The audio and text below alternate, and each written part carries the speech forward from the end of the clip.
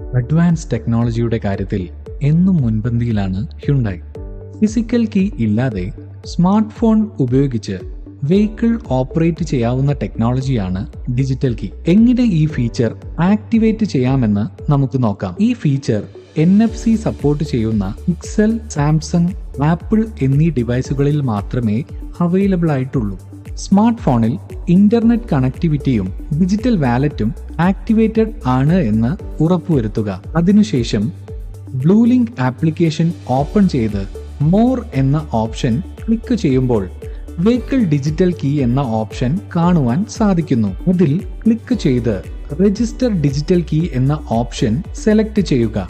Digital wallet open ആവുമ്പോൾ start എന്ന option click ചെയ്യുക.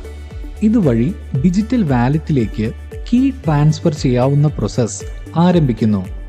നിർദ്ദേശം ലഭിക്കുമ്പോൾ ഫോൺ വയർലെസ് ചാർജറിലേക്ക് വയ്ക്കുക.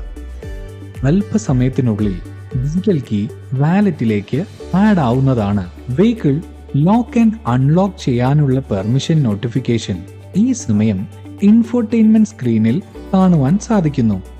അവിടെ കണക്ട് എന്ന ഓപ്ഷൻ ക്ലിക്ക് ചെയ്യുമ്പോൾ നിങ്ങളുടെ ഡിവൈസ് സെലക്ട് ചെയ്ത് ഓക്കെ ആൻഡ് കണക്ട് ക്ലിക്ക് ചെയ്യുക. ഇതോടുകൂടി നിങ്ങളുടെ ഡിജിറ്റൽ കീ കംപ്ലീറ്റ്ലി ആക്ടിവേറ്റ് ആയിരിക്കുന്നു.